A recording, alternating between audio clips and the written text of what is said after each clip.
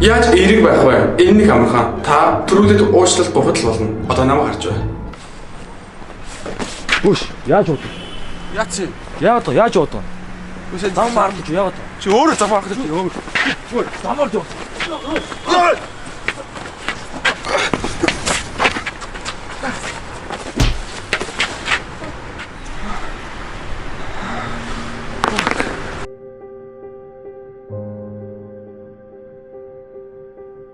Одоо бүгдээр уучлалахгүй юу болохыг харцгаая.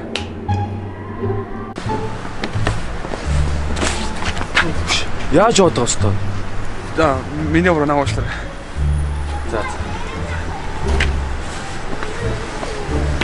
Харж байгаа биз?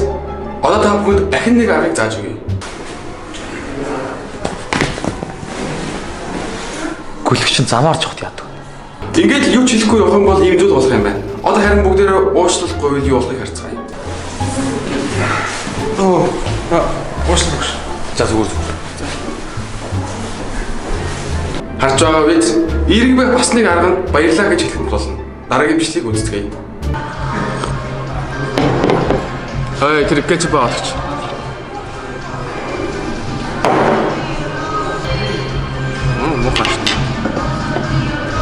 Та бүхэн саяны хоёр хүний харилцааг ямар сөрөг болохыг харсан баг.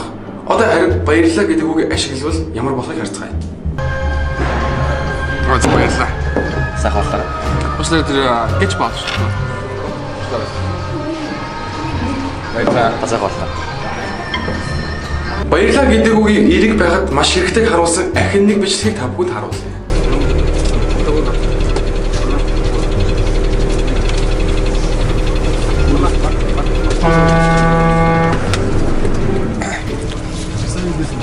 Баярлаа минь их. Баярлаа гинөө. Вау. За зүгээр. Харж байгаа биз? Ингээд л болоо. Эерэг байцгаая. Баярлаа. Уучлаарай баярлаа.